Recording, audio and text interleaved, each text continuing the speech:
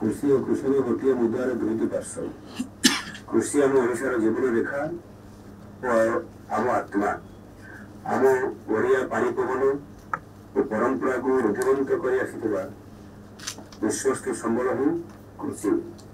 यह आम चलनी विकास मेरुदंड। आम जीवन पर कृषि जपरी जरूरी। कृषकटे निज गोड़ सड़क हो छिड़ा से जरूरी। जय जगन्नाथ। आज नूतन भाव राज्य सरकार आसला पर प्रथम थर कर कृषि भवन आज सीधा सड़क भाव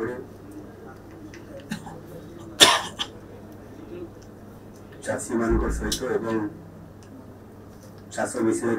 अभिज्ञता था चाषी विशेषज्ञ सहित ये गोटे कृषि किभली भाव कृषि अग्रगति हे से बाबद गोटे जो आलोचना चक्र अच्छी आज ये उपस्थित आमर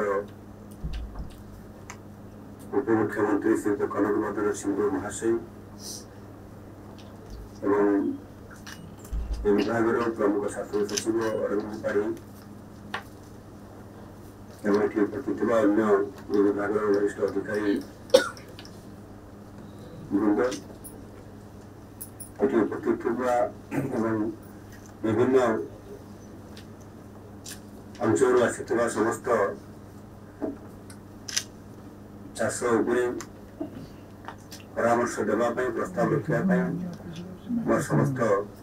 प्रिय चाषी बंधुगण प्रेस मीडिया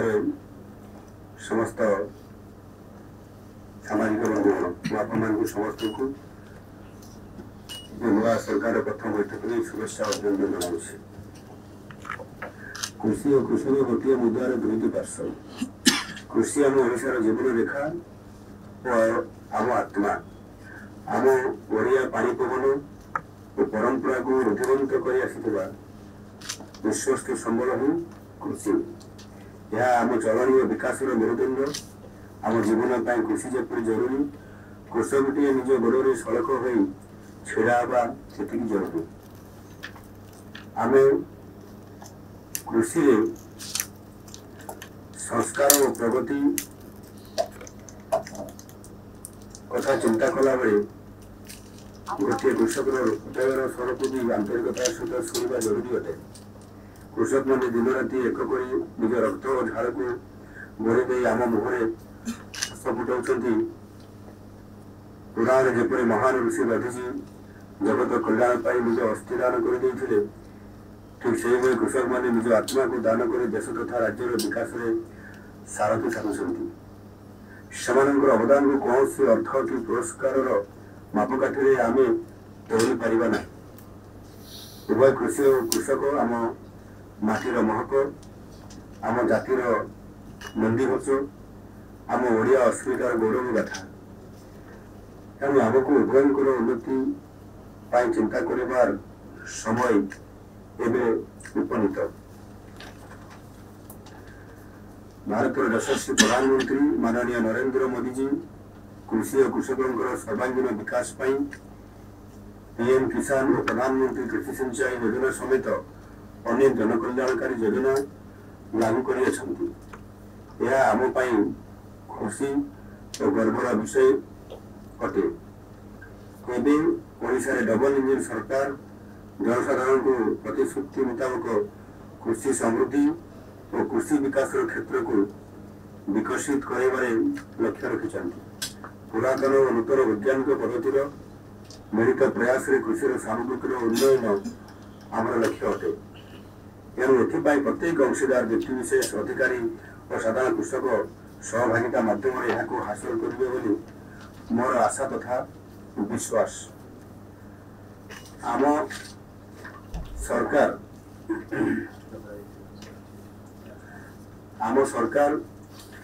गत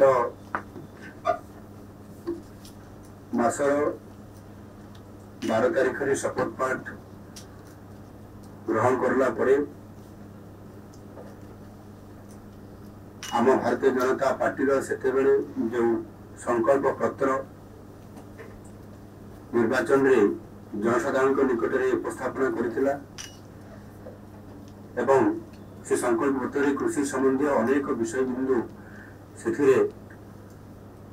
चाषी जो समस्या थिला एवं चाषी जो उन्नति पाई जो प्रस्ताव गुड़िक थिला ताकू आधारित करा देथिला एवं ताकू लोक माने ग्रहण करिकि नया सरकार गठन करछंती एवं आमको सरकार बसैछंती और याकू आधार करी जो संकल्प पत्र तैयारी हेछि से आधार रे आम सरकार प्रतिश्रुतिबद्ध ताकू कार्यकारी करिया पई तेणु कृषि विभाग कृषि को संलग्न विभिन्न अन्य दो विभाग भी अच्छी कोऑर्डिनेशन प्लानिंग कोऑपरेशन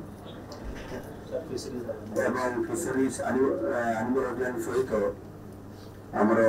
खाद्य फूड एंड सिविल सप्लाई ये जो सामंजस्य विभाग सहित यार संपर्क निबिड़ थोड़ा कारण यहाँ अधिक किभली भाव कार्यक्षम कर स्वावलंबन कर चाषी को सशक्तकरण कृषक सशक्तकरण करने संकल्प पत्र विभिन्न विषय को लेकिन ये कार्यक्रम करा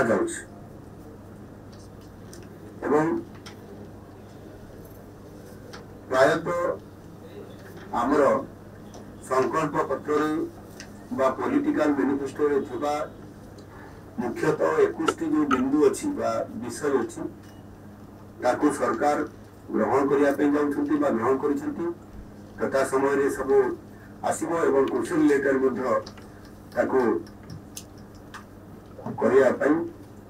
सरकार कार्यक्रम आपंकर प्रथम सरकार जो 100 दिन कार्यकर्ता विषय परवर्ती पर्याय गोटे वर्षर कार्यकर्ता विषय एवं जो विजन आमर 2029 पर्यंत 5 वर्षर सरकार संपूर्ण भाव में कार्यकारी करने जो निष्पत्ति नहीं तार प्रक्रियाकरण आरंभ हो कृषि विभाग जो प्रस्ताव गुड़िक अच्छी सरकार या सफल रूपायन करने विभाग तरफ विभिन्न पदक्षेप मान ग्रहण कर आरंभ कर व्यतीत नूतन सरकार प्राथमिकता पूरण करने समस्त ब्लॉक रे कृषि समृद्धि केंद्र स्थापन कृषि समृद्धि हेल्पलाइन माध्यम कृषक मानू आहरी अधिक ए विभाग वृद्धिमंत होगापाई परामर्श मागुंट निश्चित भाव में यह द्वारा ये विभाग चाषी मान पर्याप्त योजना एवं कार्यक्रम खसड़ा प्रस्तुत कर सशक्तकरण होबारे आगु जापर अनेक समय आम देखुचु जिते आगे विरोध थी विधायक हिसाब से अनेक प्रतिनिधित्व करने समय चाषी मान समस्या को निजे बहुत समय देखा भितर चाषी